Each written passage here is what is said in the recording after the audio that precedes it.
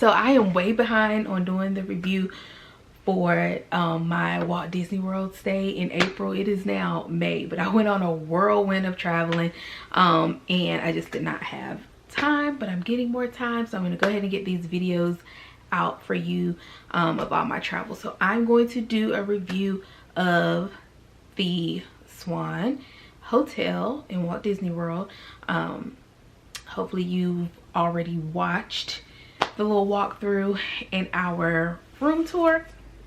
So let me tell you a little bit about the resort and then I'll go into my review. It's been so long, y'all, I had to write it down. I had to. All right. We're gonna read this from the website. The Walt Disney World Swan has 756 rooms. It does receive special Disney benefits such as complimentary transportation. That includes the water taxis to Epcot and Hollywood Studios. It's also a short walk to Epcot and Hollywood Studios. It also receives early theme park entry. It is considered a good neighbor hotel, so it receives that benefit, but it's also considered a deluxe hotel. So it also gets extended evening theme park hours if there are any. There's on-site Disney planner, so if you miss something, want to add stuff to your tickets, things like that, there is somebody on site for that. It is super close to the 4 nearby golf courses as well as the mini golf course. You get priority seating at some restaurants and dinner shows, and you get complimentary parking at Disney theme park hotels with a valid room key. And I think this is specific to the Swan and Dolphin resorts. Like other good neighbor hotels in Disney Springs and such, I don't believe qualify for that. But since this is a new change, I don't know how just complimentary parking being complimentary again is fairly recent. So the Walt Disney World Swan and Dolphin together have 23 restaurants and lounges. This includes 2 celebrity restaurants, Shula's Steakhouse and Todd English's Blue Zoo, neither of which we ate at. On a previous visit, we did eat at the Italian restaurants. They have an Italian restaurant, a Japanese restaurant, a Mediterranean market. They have a little coffee place. We stopped there a couple mornings. I think it's called Java or Grounds. I can't remember which one is in the Dolphin. We also ate or spent some time at the pool bar. So a bunch of different restaurants altogether. There's 6 swimming pools, and I'm reading all together because if you're staying at the Swan or Dolphin, you can access all the amenities, or the Reserve, you can access all the amenities, including a grotto pool with waterfalls and water slide and white sand beach. There's a spa, 3 health clubs. You can rent the Swan paddle boats over there. They have Camp Dolphin for supervised children's activities, a beachside playground, and a game room. So that's amongst all 3 of the hotels. So before we get into it, I did previously stay at the Swan Reserve.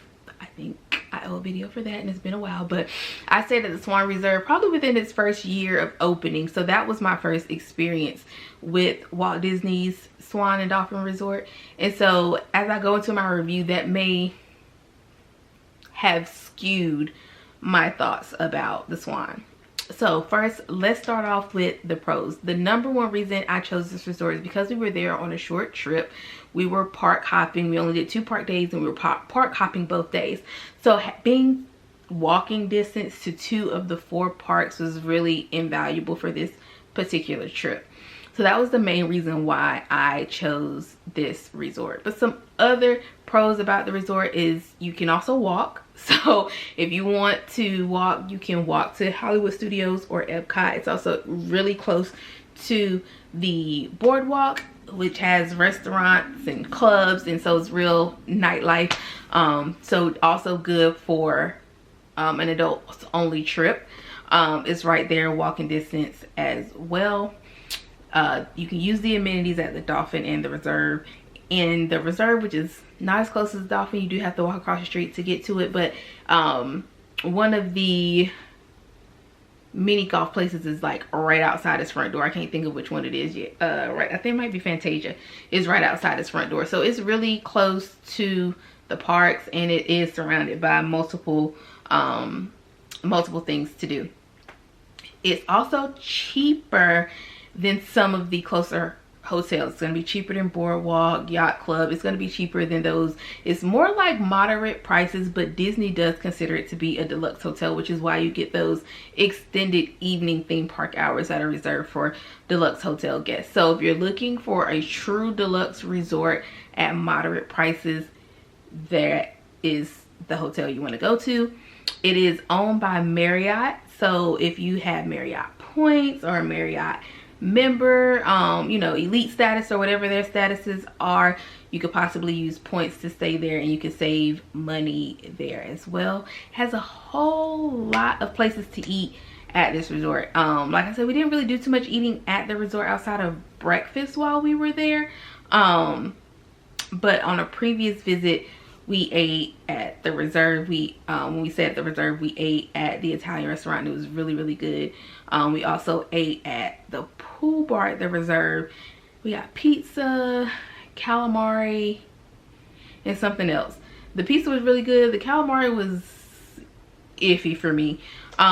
We also spent time at the pool bar this go round because we got there super early. The food is not cooked at the bar at the resort, Swan Resort. So one of the restaurants inside are cooking it. And so when we sat down, the bartender asked were we gonna eat or just drink, and I was like, I don't know why. And she said, well, it takes a while for the food to come out, and so, you know, if we wanted to eat, be prepared basically to wait. So we ended up not eating, but we did get some drinks. The bartender was super nice. The drinks were good. The pool is nice. I didn't get to use it. One of the other girls I went with did sit by the pool some on our last day, so it was really nice. The one at the Swan is not the one that has the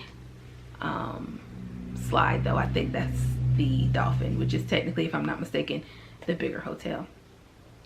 Let's talk about my room. I'm gonna give the pros and cons of the room. The room was nice, a nice size. Bathroom was clean. We were supposed to get rooms that were near each other, and they ended up putting us in a connecting room, which they were gonna try to fit our other party in, but something ended up being wrong with that room, and they stayed. There's like a East Tower, West Tower. They were, if I'm not mistaken, on the same floor, but in the opposite tower. We could see partial Epcot fireworks from our room. So if you are looking for a fireworks view for a little bit less money, this resort is one to look at. We did not pay for a theme park or a resort view or any of that.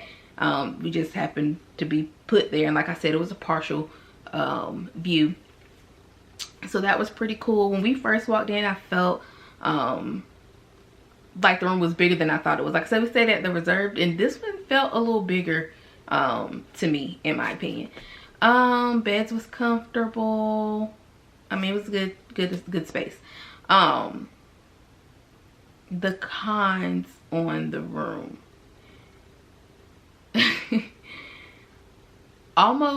Well, let me start here. When I walked in the room had a little mildewy smell to me. And our particular room was facing the water, so we could see the water taxis come and go. So I don't know if that had anything to do with it. It never got into our clothes or anything like that, and after a little while you just kind of get used to it. A lot of the outlets didn't work, and that is a huge pet peeve of mine when I am doing theme parks, because I tend to have to charge a lot of things. I have my camera, I have my phone, I have my fans, I have my external battery packs. Like, I have a lot of things to charge. And I was in the room with somebody else, and maybe 2 out of the 10 sockets and USB ports actually worked. And so that was a negative draw for me, and for me is enough to maybe not stay there until it's been updated, because you can always stay at the Reserve and get all those other perks that I told you. Granted, it is a little further than the Swan is to the water taxi, because you do have to cross the street, but we did it previously and it wasn't horrible. But yeah, that was a big negative for me. Another thing, one of the nights we had asked for washcloths and towels, and they brought them, and they brought a good amount of them, but they brought us all like hand towels, not actual washcloths. And we got in the room, also we only had like one washcloth and like 6 towels. So it's just little stuff like that that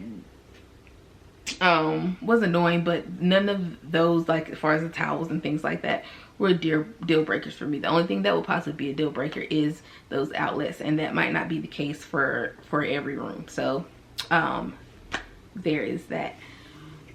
The overall score, if we're going 1 to 5, I'll probably, considering the room and all the perks, I will probably still give this resort a 4, because I think the amenities are more than worth the price. I think when we went, the cost might have been, with the resort fee, because they do charge a resort fee, might have been close to $200 a night. And so to still get those deluxe resort benefits, and to still be that close to Epcot and Hollywood Studios, I don't think you can beat that. And so I still will give it a 4. Something to note, if you're going to stay at this hotel, you really do need to make sure the number of people in your room is correct on your reservation, because if it's not, when you try to go and get virtual queue, or you know, your Genie Pluses or your individual lightning lanes, that person won't show up at 7 o'clock. So there are some things you sign up for that if you're a resort guest, you get to do it earlier. So like the individual lightning lanes, they open up at 7 o'clock for resort guests, and at park opening for everybody else. So if the number is not correct and the individual people, including your children, are not linked correctly, and they're not listed correctly on the reservation, you will not be able to include them in the party when you go to purchase your lightning lanes or your Genie Plus and things like that. So that is definitely something to consider when you are doing your reservations. Even if you forget when you are booking it, you can stop at the front desk and they should be able to fix it for you. So that's it for now. I'm going to try to do so much better at getting these videos up, because I have 2 more hotels to review from that stay, and I've been to Jamaica, I've been to Mexico. I just have a lot to talk about, so I'll see you next time.